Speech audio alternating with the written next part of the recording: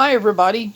I hope everybody's still doing well and staying involved with the class. I put up the graduation writing requirement pieces today, and hopefully, if you guys can get that done by this week, that would be absolutely fantastic. I'm hoping everyone passes it. Today, I want to talk a little bit about writing a proposal, and this will be part of the first part of our Shark Tank project. It'll consist of a proposal.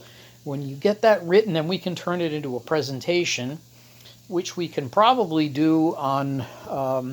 I'll let you guys decide really if you want to do it as part of Blackboard Collaborative or if you want to post it onto ULearn, and I can put a place in the discussion board where you can post the links to it, and then I can assign people to be sharks and go in and critique it. That way, it's not as good as what we could do in the classroom, but I think it'll work. So the proposal, first of all, I used to be the grant writer for the university for a few years, probably 5-6 years, way back in the day, and that's when I really learned that words are valuable. That I could write a proposal, I could write a grant, and it would bring in funding for the university. And during that time, I brought in a few $1,000,000 just by writing proposals to people, the government, foundations, rich people, the Pepsi Foundation, and different people asking for things.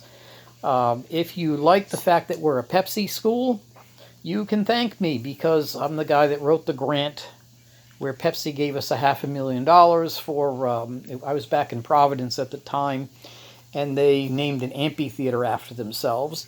And we went to them instead of Coke because Pepsi at that time owned KFC, Taco Bell, I think Pizza Hut. They were in the restaurant business as much as the soft drink business. So if you like Pepsi, you can thank me, and if you prefer Coke, you can blame me. That was part of the deal that we'd become a Pepsi school if they funded that project.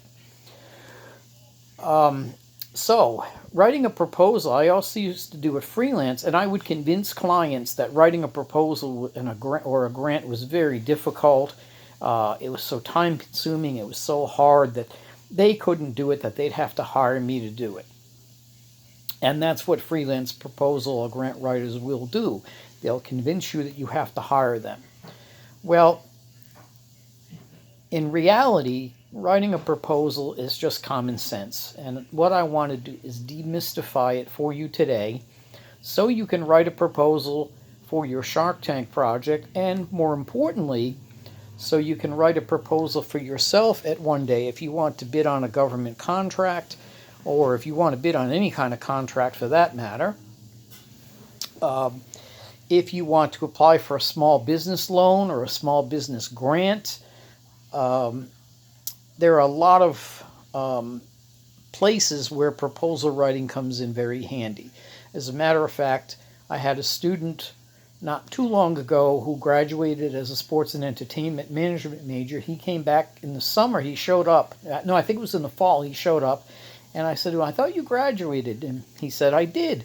He said, I just wanted to thank you for teaching me how to write a proposal. I said, really? And he said, yeah, I got a job with a minor league baseball team, and my first job that they gave me was to get some sponsorships from some different companies, and I used your proposal writing technique, and I was able to get 3 sponsorships right away. So my boss is just loves me right now. So this is where these things can come in handy. In either a job of your own, or if you open your own company, or if you work for a company that wants to bid on a government contract. If you can do that and have those skills, you're going to be very valuable. So it is common sense. If you think about it, if someone were to walk in to your office and ask you for money, before you gave it to them, there's certain things you'd want to know. And these are pretty obvious when you look at it. And the answers to the things you want to know are really the pieces of information that you provide in the proposal. So the first thing I want to know, or one of the first things, is, okay, how much money do you want? And you have to give somebody a definite, I want $20, $1,000, $100,000, whatever. If you get any fundraising mail that comes in from charities, they always ask for a particular amount of money. And they do that for a reason, because they're more likely to get it if they ask for a specific amount. And if you want to do that in the very beginning. So the introduction of your proposal is going to be, for our Shark Tank project at least, I'm asking the sharks for X amount of money for X% equity in my company, and then name your company, okay, or name your product. So it's real simple. The introduction should be a one-liner, and all that does is tells your readers, tells the sharks how much money you're looking for. And that really slants the way they read the proposal. If you're asking for a little bit of money, they're a little more forgiving probably than if you're asking for $1 million for 1%, then they're looking for something different. And they have to know how to evaluate that project. The second thing you're going to do is you're going to ask for, or you're going to tell us a little bit about yourself. Because that's what people want to know. They want to know, who the heck are you? If somebody comes in and asks me for money for a charity, say they're raising money for, I don't know, the coronavirus feeding fund. I'm going to want to know, okay, who are you? Where is that money going to go? Are you legitimate? Are you a scammer that's trying to take my money for not a good cause? And whenever you donate any money to a charity, that's one of the things you would want to do. You want to find out how much of your money is really going to that charity. If you think back of the Nothing But Nets article that I had you read, Rick Riley explains that, where the money is going. He talks about the World Health Organization and the fact that Bill Gates has funded it and everything, so that you know that they're legitimate. So what I want to know, if I'm an investor and you're asking me for money to start a company or to do a product, I want to know that you are qualified to do this. So if you want to open up a restaurant, you're going to tell me that you have a degree in restaurant management, that you've got 3 years experience in running a restaurant, that you've had these particular job titles, etc. Okay? Now, some of you have not, you might not have your degree yet. You can use a little bit of poetic license and project into the future where you're going to be when you get around to opening this restaurant. So you can give yourself a degree, you can give yourself some experience that you may not have for this project. You obviously can't do that in a real proposal. They'll find you out and you'll probably go to jail for fraud. But in this project, you can do that, because when you get around to actually get to the point of really opening your restaurant, you'll have these credentials. So that's your background. I want to make sure that you are qualified to run this business.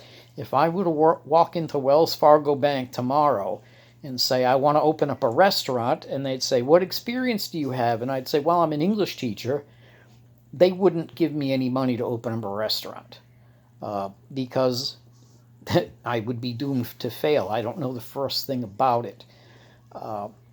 And nobody wants to invest in a company or anything that's going to fail. That's why Harvard and Stanford universities have tremendous endowments. They got endowments in the billions of dollars because they're not going to fail.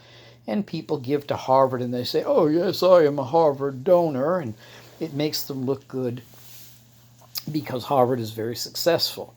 I might add, Johnson & Wales has had a lot of success in building up its own endowment fund over the past few years as well, because we've been pretty successful as well. We're not Harvard or Stanford, but we're pretty good. So that's your introduction. Now, the second part you want to know is what in government grants, at least, they call it a need statement. I'm going to call it a problem statement because it's a little easier to understand. So whatever your business is, it really has to solve a problem. If it doesn't solve a problem or meet a need, then it's not going to make any money. So you can't sell a product that nobody wants. That kind of makes sense. So you have to establish that there is a need for this product, or that it's solving a problem. Okay? So, for example, if you're a restaurant, First of all, you're obviously solving a problem because people want to eat. We're all suffering now because we can't go out to eat at a restaurant, correct? There's nothing I would like more right now than to go out and sit down and have a nice meal and have someone come and serve me my favorite foods, and my wife and I have a nice conversation. We can't do that, and we're suffering for it. So that shows you that there's a need. But more than that, the need has to be something that is going to be marketable. So yeah, I'm solving a problem with opening my restaurant because I'm going to feed people that want to go out and eat.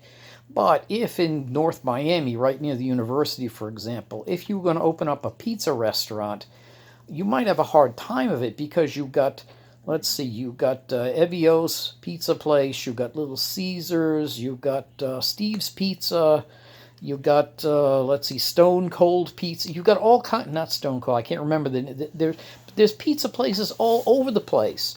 So to get a bank or an investor to invest in your pizza, it's got to be either very different or the best, better than anyone else's. You've got to have a market of people that are going to buy it. So you have to establish that from the very beginning. Okay?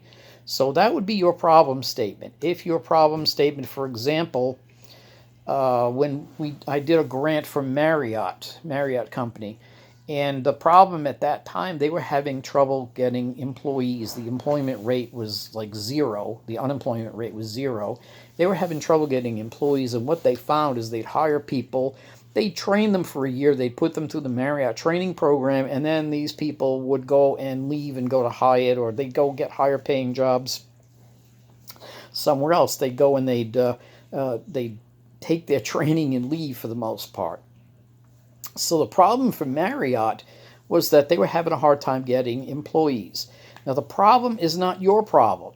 So we got a scholarship fund from Marriott. The problem was not that Johnson & Wales students need money to pay their tuition. I know that's a problem, but it wasn't Marriott's problem. That was Johnson & Wales' problem.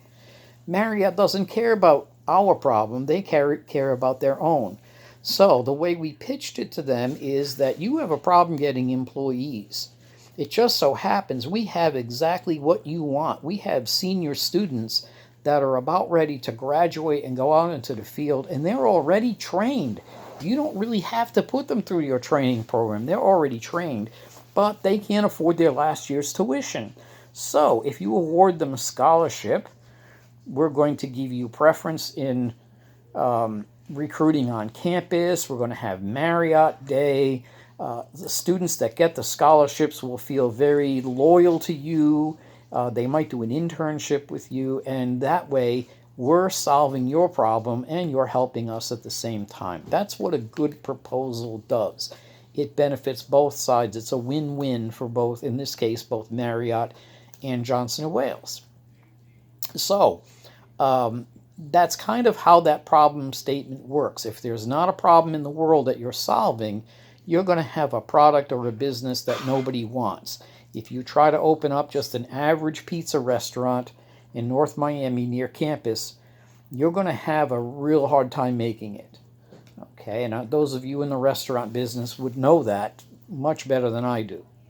So that would take care of your problem statement or your need statement. You're looking for a problem that needs to be solved in the world, and you're going to solve it. And what you're going to do is you're going to solve it with your business, with your company, with your project, your invention, whatever it might be. And from there, these sharks will pay you to solve it because they're going to get their investment back when you sell a whole lot of product. Okay, that's one of the biggest mistakes that people make when they write grants. They look at the problem as their problem instead of trying to solve a problem for someone else. That is really one of the keys to writing a successful proposal. The third part of it is the solution or your project. So if there is a problem, say there's a lack of, I don't know, maybe I'm trying to think. I think somebody wanted to do I'm trying to think of what some of your projects. Say somebody wanted to do a Jamaican restaurant in a place that didn't have Jamaican food. Okay, that's a problem because people might like Jamaican food, or even if they don't know they like it, Once they experience it, they will. So your project is your solution to the problem, what you're going to do, and you want to do this in really good detail. So you can't just say, well, I'm going to open up a restaurant. Supposing I did have the credentials to run a restaurant, and I walked into Wells Fargo, and I said, I need a loan so I can open up a restaurant. And they'd say, okay, what kind of restaurant is it going to be? Well, I'm not really sure yet. Where's it going to be located? I don't know. I'm still trying to figure that out. Well, how big is it going to be? I don't know. How many seats? I don't know. What's your menu? I don't know. You can see that I'm obviously not going to get the loan. Most of you that have a business that you think you want to run have a pretty good idea what it's going to look like, I think. This is your chance to put it down on paper. So if you want to open up, say, a Jamaican restaurant, there you go. I'm going to open up a Jamaican restaurant. If you don't know where it's going to be yet, and you may not, just for the moment, pick a place that you're going to put it just for this project. Figure out what's going to be on the menu. Some of you might have already written menus for your menu planning class. It's okay to reuse them in this project. That's not a problem. That is not cheating. It's your own menu. You developed it. So this is what's going to be on the menu. What's going to be your audience? Is it going to be a 5-star sit-down restaurant? Is it going to be a food truck? Is it going to be a takeout, a family restaurant? How big is it going to be? How many seats is it going to have? Those are the details you want to figure out. What's on the menu, who you're serving it to, where it's going to be located, those kind of things. Do that in as much detail as you possibly can. And the fringe benefit of this is what you're really doing, you're planning for your own future when you're going to open up your business. Whether it's a restaurant business or whatever business it's going to be, it's still going to be important to have these details down. So that's your project part. And then the last part, you're just going to do a conclusion. And the conclusion will be, I look forward to working with you in making this happen. It doesn't have to be long, 1 or 2 sentences just to wrap it all up. Now remember, this is a written proposal, so it's got to be a little bit more formal than if you were doing a pitch. So don't begin with "Good morning, sharks" or anything like that. You don't know when they're reading it. So it would be a proposal to the sharks for this, and in the introduction I'm asking for. So I'm asking you for this much money. In the background statement, you'll put in, this is why I'm qualified to do it, that if you give me this money, I will succeed, and therefore you will succeed. The problem is the problem or need in the community, the world, whatever it is that you're going to solve. And then the project is how you're going to solve it. With a 50-seat Jamaican restaurant in North Miami, for example. And then the conclusion is, thanks for reading my proposal. I look forward to working with you. Now, a budget on this project that we're doing for this class, you don't need one. You are going to want to put somewhere in your project of how you're going to spend the money. So if they give you $100,000, are you going to do that as a down payment on a building? Is it going to be to buy equipment? You don't have to drag it out to the penny. Just look at some of the pitches that are on Shark Tank, and usually the sharks say, what are you going to do with the money? Well, I'm going to open up a website, or I'm going to buy equipment, or I'm going to buy product, or whatever it might be that they're going to do. Okay? So you don't need a budget. Now, what I've done is I've posted a sample proposal in ULearn under the proposal file, and that's where obviously this is going to go. So when you read this, when you see this video, you'll see that as well. The sample proposal is a real proposal that I did a few years back for the Horror Writers Association. It's a little different from Shark Tank, but it really isn't. They had the Rocky Wood Memorial Scholarship Fund gives money to nonfiction writers who are writing about the horror field, either in a scholarly way or some other way. They give away some money to help fund research materials and things that you might need. So I was writing my first book. It's since been published. It's called The Linguistics of Stephen King, if any of you can't sleep at night and could use that to help you out. But I needed some research materials. And these kind of scholarly books, they're mostly marketed to libraries. They're pretty expensive. Some of them are $100, $80. And I thought, well, I could buy them, I suppose. I could ask the university, they have a fund. I could get them to buy them, but what are they really going to do with them? So I thought, let me apply to this Rocky Wood Fund and see if they're going to, if they could finance it and pay for it.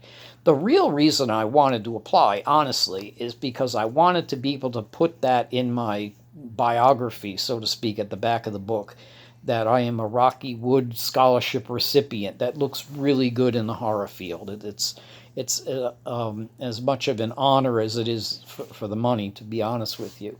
So that's why I really wanted to do that. So that proposal, I'm putting a copy of that up on ULearn for you to look at. And you can see I followed the same thing. I told them what I wanted. I gave the background is really kind of your resume. It's where you brag about yourself in a way. I know that sounds kind of crass, but that's what you have to do. You have to convince them that if they give me this money, I'm really going to write this book. There are a lot of people that say, I want to write a book, and they don't. I want to convince them that if they pay me this money, I'm really going to go through with this project and do it, and which I did, in which the book was published. And the need, they don't care that I need money for research materials so much. I was looking at, and this is probably, this project was funded. They did give me the money I asked for. And I think the reason why is because I'm looking at what horror writers need. Horror writers, a lot of times, are thought of as genre writers, as hack writers, that it's not legitimate. And so they want more people to read their books, first of all, and they'd like some of their books to be used in college classrooms. And so I thought, well, here's a way that they have an image problem. I'm going to help them solve their image problem a little bit, since I have some academic credentials and can actually critique horror books. I picked Stephen King because he's the most well-known and has a lot of books out. And that, therefore, it makes them look better. So their need was getting some recognition in the academic community for horror, for works of horror fiction. How I was going to solve that problem is by doing an academic study of Stephen King's horror novels, which I did. So you can see that, and this was successful. This is the same format I've used for proposals that are brought in. Oh, the government grant, for example, brought in $1.2 million. I did another government grant to renovate one of our buildings. That was $2.3 million, I think, back in Providence some time ago. This format, the reason I share it with you is because it has worked for me. And that's how you know a proposal works. If the proposal gets funded, it worked. If it didn't, it didn't. And a proposal, you might have 1,000 people applying for one grant, and they only give out one. If you come out in second place, you might as well come out in last place. You still don't get anything. So a proposal can't just be good enough. It can't be a B plus or an A minus. It's got to be the best proposal from all the proposals that the recipient received. You've got to be the top one. You've got to be the standout. You've got to be number one. So in writing this, you want to make sure that you do a really good job on it, because I'm trying to train you for when you apply for real things. And there's never enough money to go around, ever. Already the stimulus thing is running out of money, and they have to keep putting new bills in.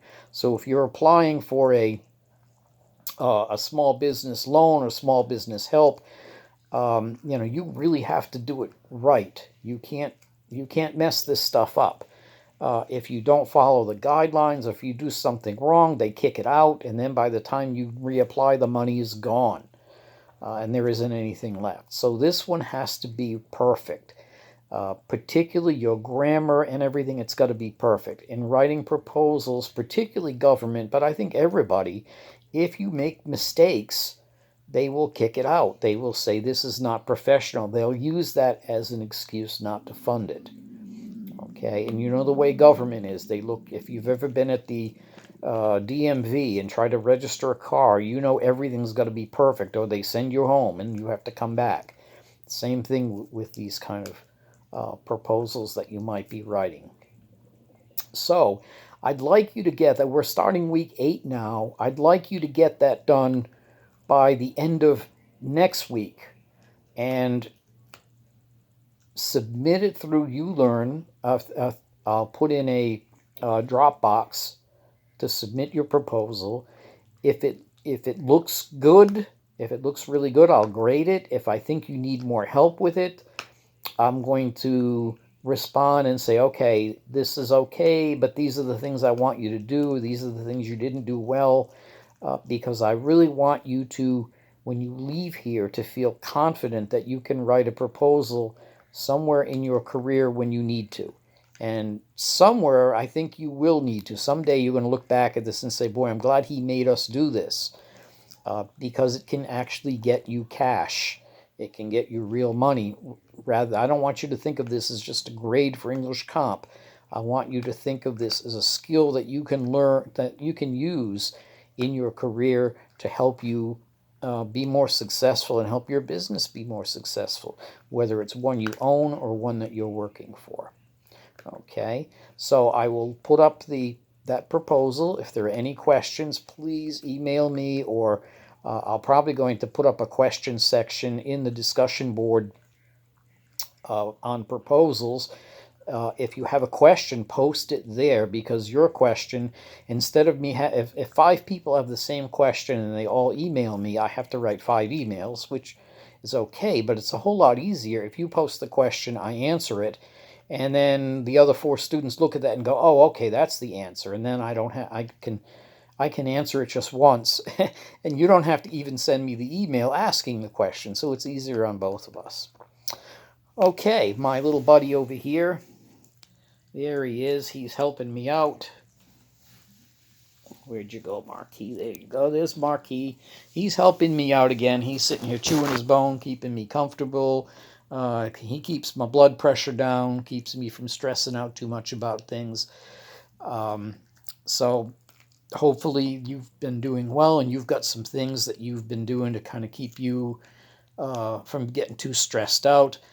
My online classes, they have been keeping me pretty busy, I have to admit, and that's probably a good thing. So I don't have the time to get as bored as I normally might. So anyway, stay well. If you have any questions, please, please, please let me know. I'll put up a place for that on the discussion board, and you can check out this video, and you can again check out the file I'm going to put up. That's the I guess an example of what the proposal should look like. And by the way, you can format it exactly like that if you'd like to. If you want, and I would recommend that. Use the form that I'm doing, take out my text and format it just the way I formatted it, because I've had really good success with that. It looks very professional, and I have not, every proposal I have written has not been funded, but I've got a pretty good track record, and I've used this method to do it. So that's why I can sort of endorse it and say, if you do it like this, you'll be in good shape. Now, obviously, if you're applying for a grant, you have to follow the guidelines, read the fine print, like read it 10 times if you're applying for a real grant. Because if you number the pages the wrong way, for example, they can throw it away and say, well, we're not going to read this. You didn't follow the rules. So just be aware of that. But this format, unless somebody gives you a particular format they want you to write, and they leave it open, as the horror writers did. I used the same format for the Pepsi proposal that got $500,000, for the Marriott proposal that got $500,000. So I know it works. Okay, well, stay in touch if you need to, and we're on the downhill slide now. That's the good news, that we're in 4 weeks or so, we'll be done with classes. We'll have summer break, and some of you may be graduating even at that point. And if not, I'm hoping to see you in September in real face-to-face classes. We'll see how that works out. If we have to do online classes again, though, hey, we've all had some practice in it. It will be easier. Okay. Bye-bye, everyone. Stay well.